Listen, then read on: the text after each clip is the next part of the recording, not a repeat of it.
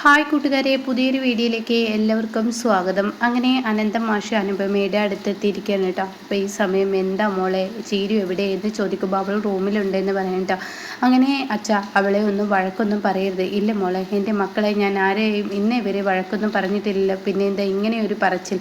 ഒന്നുമില്ല അച്ഛ, അവളുടെ മനോഭാവം അങ്ങനെയാണെന്ന് പറയാം കേട്ടോ. അങ്ങനെ ചീരുവിൻ്റെ അരികിലോട്ട് മാഷ് ചെല്ലുകയാണ്. എന്നാൽ ഈ സമയം മാഷ് എത്തുമ്പോൾ ഉടൻ തന്നെ ചീരു അച്ഛ എന്ന് പറഞ്ഞിങ്ങനെ കെട്ടിപ്പിടിച്ച് കരയുമ്പോൾ ഉടൻ തന്നെ എന്താ മോളെ ഈ അർദ്ധരാത്രി ഈ നിറവയറോടുകൂടി നീ ഇങ്ങനെയൊക്കെ ഇറങ്ങി പോകാൻ എന്താ കാരണം? അതിന് മാത്രം അവിടെ എന്താ ഉണ്ടായത് എന്ന് ചോദിക്കുമ്പോൾ ചീരു സത്യങ്ങൾ അനന്തമാഷിനോട് തുറന്നു പറയുന്നിട്ടാ. അച്ഛ, കന്യാശ്ശേരി മനയിൽ നിന്ന് കിട്ടിയിരിക്കുന്ന സ്വർണ്ണാഭരണങ്ങളെല്ലാം റോൾഡ് ഗോൾഡാണ്. അത് ഒറിജിനൽ സ്വർണ്ണമല്ല, അത് ചെമ്പ് കൂടിയ സ്വർണ്ണമാണ്. അതിൻ്റെ പേരിൽ വിനയേട്ടൻ എന്നെ തല്ലുകയും പിടിക്കുകയും പിന്നീട് എനിക്ക് ജീവിച്ചിട്ട് കാര്യമില്ല, അച്ഛനെ ഇതിൻ്റെ പേരിൽ അയാൾ അപമാനിക്കും എന്നൊക്കെ പറഞ്ഞപ്പോൾ എനിക്ക് പിന്നെ അവിടെ നിൽക്കാൻ കഴിഞ്ഞില്ല. ഈ മകൾ കാരണം ഒരിക്കലും എൻ്റെ അച്ഛൻ വേദനിക്കരുതെന്ന് കരുതിയാണ് ഞാൻ ആത്മഹത്യക്ക് ശ്രമിച്ചത്. എന്താ നീ പറഞ്ഞത്? അതെ, ആത്മഹത്യക്ക് ശ്രമിച്ചതെന്ന് പറയുമ്പോൾ ചിരുവിനെ ഒരൊറ്റ ഒന്നങ്ങ് മാഷ് കൊടുക്കണം കേട്ടോ. ഇതോടുകൂടി താൻ അടി വീഴുമ്പോൾ അനുപമ അവിടെ എത്തുകയാണ്. അച്ഛാ, അവളെ അടിക്കണ്ട എന്ന് പറഞ്ഞ് അനുപമ അവിടെ എത്തുന്നുണ്ട് കേട്ടോ. അപ്പോൾ ഉടൻ തന്നെ എന്താ അനു ഉണ്ടായത്, ഇവളെന്താ ഈ പറയുന്നത് എന്ന് പറയുമ്പോൾ ഇന്നലെ സത്യനും ഇന്ദ്രേട്ടനും കൂടി ഇവിടെ രക്ഷിച്ചു കൊണ്ടുപോകുന്നത് റെയിൽവേ ട്രാക്കിൽ നിന്നാണെന്നുള്ള സത്യം വെളിപ്പെടുത്തുകയാണ് കേട്ടോ. ഇത് കേൾക്കുന്ന മാഷ് അങ്ങ് പൊട്ടിക്കരയാണ്. പിന്നീട് ഇങ്ങനെ വിട്ടാൽ ശരിയാവില്ലല്ലോ, വിനയനെ ഇനി ഒരു പാഠം പഠിപ്പിക്കണം. അങ്ങനെ വെറുതെ ഇരുന്ന് കഴിഞ്ഞാൽ തീർച്ചയായും അവനെ ഇനി വീണ്ടും ഓരോ പ്രവൃത്തികൾ ചെയ്തും കൊണ്ടിരിക്കും.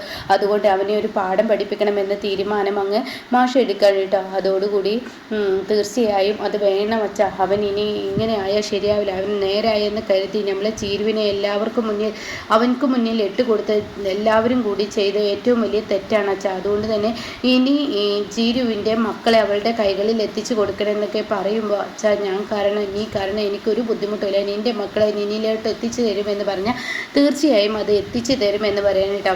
പിന്നീട് സത്യനെയും ഇന്ദ്രനെയാണ് കാണിക്കുന്നത്. അങ്ങനെ സോന വന്നിട്ട് ചോദിക്കുകയാണ്, എന്നാലും ചീരു സത്യേട്ടൻ ആ സമയം അവിടെ എത്തിയില്ലായിരുന്നെങ്കിൽ ചീരു ഇപ്പം ഒന്ന് മരിച്ചിരുന്നു എന്നൊക്കെയുള്ള സത്യം ഇങ്ങനെ വെളിപ്പെടുത്തുമ്പോൾ സുശീല അങ്ങോട്ടേക്ക് കയറി വരേണ്ട. അങ്ങനെ സുശീല വന്നിട്ട് പറയണം, ഞാൻ നിങ്ങളോട് പലതവണ പറഞ്ഞു ഓരോരോ കാര്യങ്ങൾ നിങ്ങൾ ചെന്ന് അകപ്പെടേണ്ടെന്ന്. ആ അനന്തം മാഷിൻ്റെയും പിള്ളേർക്കും വേണ്ടിയിട്ട് നിങ്ങൾ കിടന്ന് കഷ്ടപ്പെടേണ്ട ആവശ്യമൊന്നുമില്ല. അത് കേൾക്കുന്ന ഇന്ദ്രൻ, അമ്മയെ നിർത്തിയേ, ഹർഷയ്ക്ക് സഹായിക്കാൻ അമ്മയെ വിളിച്ചപ്പോൾ ഞാൻ വന്നു. അതുപോലെ തന്നെ എനിക്ക് അനുപമയുടെ കാര്യത്തിലും മാത്രമേ ഉള്ളൂ. ഒരാൾക്കൊരു സഹായം ചെയ്യുന്ന അമ്മ പറയുന്നത് പോലെ ആളും തരവും നോക്കിയിട്ടല്ല എന്നൊക്കെ പറയുന്നു കേട്ടോ. ഇതേ സമയം സത്യം പറയണം, അമ്മേ അതൊക്കെ അവിടെ നിൽക്കട്ടെ, അമ്മയോട് ഞാൻ വേറൊരു കാര്യം പറയാൻ വന്നു. അമ്മ എൻ്റെ കുഞ്ഞിനെ കളയാനുള്ള തീരുമാനം എടുത്തോ? അത് കേൾക്കുന്നതിനോടുകൂടി പ്രതിഭയുടെ മുഖത്തോട്ട് തുറിച്ചു നോക്കണം. ഇത് കേട്ട ഉടനെ സത്യം, അവളെ അമ്മ തുറിച്ചു നോക്കൊന്നും വേണ്ട. ഞാൻ അമ്മയോട് എപ്പോഴാണ് എൻ്റെ കുഞ്ഞിനെ വേണ്ടെന്നുള്ള തീരുമാനം പറഞ്ഞത്? അതല്ലടാ, ഞാൻ ഒരു ജോത്സ്യനെ ചെന്ന് കണ്ടിരുന്നു. ജോത്സ്യൻ്റെ കഥയൊക്കെ അവിടെ നിൽക്കട്ടെ. ഹർഷ പ്രസവിക്കുന്നത് ഒരു പെൺകുഞ്ഞിനെ ആയിരിക്കുമെന്ന് പറഞ്ഞിട്ട് ഹർഷപ്പ പ്രസവിച്ചത് ആൺകുഞ്ഞിനെ അല്ലേ?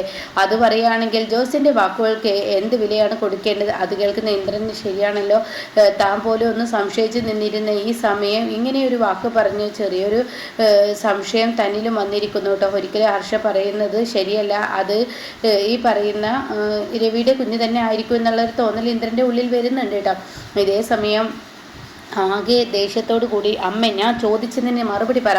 അതെ, ഞാനൊരു ജോത്സ്യനെ കണ്ടു. ഈ സമയം നീ ഇപ്പോൾ ഇവിടെ പ്രസവിച്ച് കഴിഞ്ഞാൽ, ഇവളിപ്പോൾ ഇവിടെ പ്രസവിച്ച് കഴിഞ്ഞാൽ ആ കുഞ്ഞ് നിനക്ക് ചാപ്പിള്ളയായിട്ടാണ് കിട്ടുകയുള്ളൂ. മുതിർന്നവർ പറയുന്നതൊന്ന് കേൾക്കുന്നത് നല്ലതാണെന്ന് പറയുമ്പോൾ ഉടൻ തന്നെ പ്രതിഭയോട് ഇങ്ങനെ തുറിച്ച് നോക്കുന്നുണ്ട് കേട്ടോ. ആ സമയം പ്രതിഭയോട് പറയുന്നുണ്ട്, എനിക്ക് ഇവള് ഗർഭിണിയാണെന്ന് പറഞ്ഞ് അന്ന് ഞാൻ ഹോസ്പിറ്റലിൽ കിടക്കുമ്പോൾ ഇവളുടെ അമ്മയും അച്ഛനും എന്നോട് വന്ന് പറഞ്ഞിരുന്നു.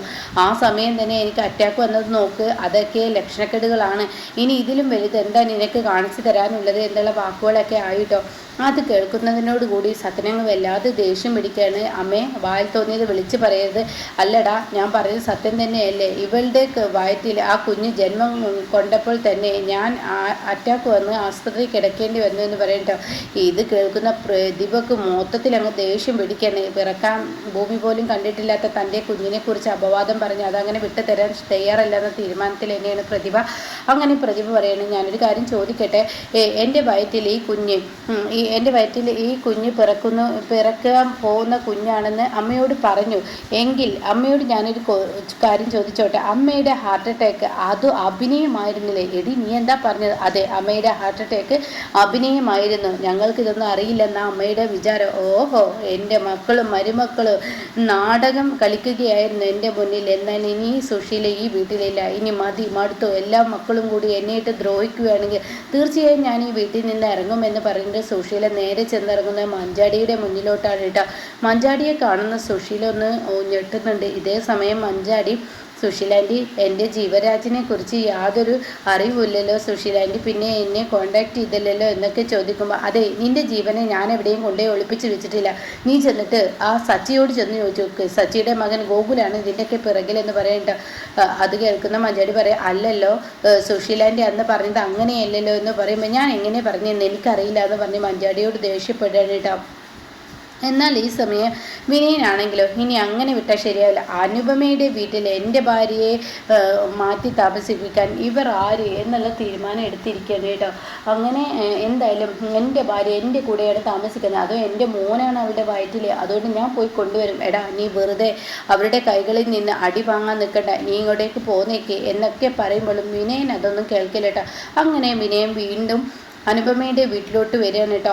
എടി അനു, എൻ്റെ ഭാര്യ ചീരുവിനെ നിൻ്റെ വീട്ടിൽ നിർത്താൻ ആരടി പറഞ്ഞത്? ആര് നിനക്ക് ഇതിന് അധികാരം തന്നു, അവകാശം തന്നു എന്നൊക്കെ പറഞ്ഞ് വളരെ ദേഷ്യത്തോടു കൂടി വിനയൻ ഇങ്ങനെ പൊട്ടിത്തെറിയോട് കൂടി സംസാരിക്കുകയാണ് കേട്ടോ.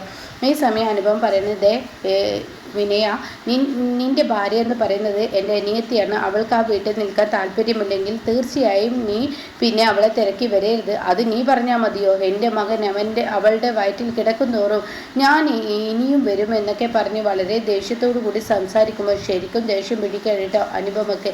അങ്ങനെ അനുപമ പറയണതേ, ഞാൻ കുറേ നേരമായി സഹിക്കുന്നു, ക്ഷമിക്കുന്നു, നിങ്ങൾ ഇവിടെ നിന്ന് പോകുന്നുണ്ടോ? പോയില്ലെങ്കിൽ നിങ്ങൾ എന്ത് ചെയ്യും? എടി, നിനക്ക് കന്യാശ്ശേരി മനയിൽ കിട്ടിയ ആ സ്വത്തുക്കളെല്ലാം നീ അടിച്ചു മാറ്റിയതും പോരാ, പിന്നെ നീ കിടന്ന് ചിലക്കുന്നോ എന്ന് ചോദിക്കുമ്പോൾ, അത് ചോദിക്കാൻ നീ ആരടാ എന്ന് പറഞ്ഞ് മാഷ് മുന്നിലോട്ട് വരുമ്പോൾ വിനയനാകെ ഞെട്ടിപ്പോണേട്ടാ. ഈശ്വര, ഇയാളെന്താ ഇങ്ങനെ ഒരു ചോദ്യം? അത് കേട്ട ഉടനെ, ആഹാ, അനന്തം മാഷ 5 പെമ്മക്കൾ, ഇവരുടെ മക്കളെ കെട്ടിയവരെല്ലാം ഇന്ന് അധോഗതിയാണ്. അനന്തം മാഷ് അത്ര, അനന്തം മാഷ്, എന്താടാ നീ പറഞ്ഞത് എന്ന് പറഞ്ഞ് കരണക്കുത്തി നോക്കി വിനയൻ്റെ ഒരടി കൊടുക്കുമ്പോൾ, വിനയൻ, നീ എന്താ എനിക്ക് ഇന്ന് അടിയോടടി, എന്തൊരു കഷ്ടമാണ്. എടാ, നീ എന്താടാ വിചാരിച്ചിരിക്കുന്നത്? എൻ്റെ മകളെ നിന്നിലോട്ട് തന്നിട്ടുണ്ടെങ്കിൽ തീർച്ചയായും നീ അവളെ നോക്കേണ്ട ഉത്തരവാദിത്തം നിനക്കില്ലേ? നീ എന്തിനാടാ എൻ്റെ കുഞ്ഞിനെ വേദനിപ്പിച്ചത്? അത് കേട്ട ഉടനെ, അതെ, നിങ്ങൾ ഈ അനുപമ എന്ന സ്ത്രീക്ക് മാത്രം 50 ലക്ഷം കൊടുത്താൽ പോരാ, എൻ്റെ ഭാര്യയ്ക്കും നിങ്ങൾ പൈസ കൊടുക്കാനുള്ള ഉത്തരവാദിത്തം കാണിക്കണമെന്ന് പറയുമ്പോൾ, ഞാൻ തരില്ലടാ, നീ എന്താടാ ചെയ്യുക? മര്യാദയ്ക്ക് എൻ്റെ ചീരുവിൻ്റെ മക്കളെ ഇവിടെ എത്തിച്ചില്ലെങ്കിൽ നിനക്കുള്ള വഴിയെ വരുമെന്ന് പറയുമ്പോൾ, അത് ചോദിക്കാൻ നിങ്ങളാരാ? എൻ്റെ മക്കളെ എൻ്റെ കൂടെയാണ് താമസിക്കേണ്ടത്, അല്ലാതെ നിങ്ങളുടെ കൂടെയല്ല, അനന്തം മാഷിൻ്റെ കൂടെ. ഒരു അനന്തം മാഷും 5 പെമ്മക്കളും എന്നൊക്കെ പറഞ്ഞ് വിനയം വളരെ മോശമായി സംസാരിക്കുന്ന ആ ഒരു സീനൊക്കെ വരാനിരിക്കുന്നുണ്ട് കേട്ടോ.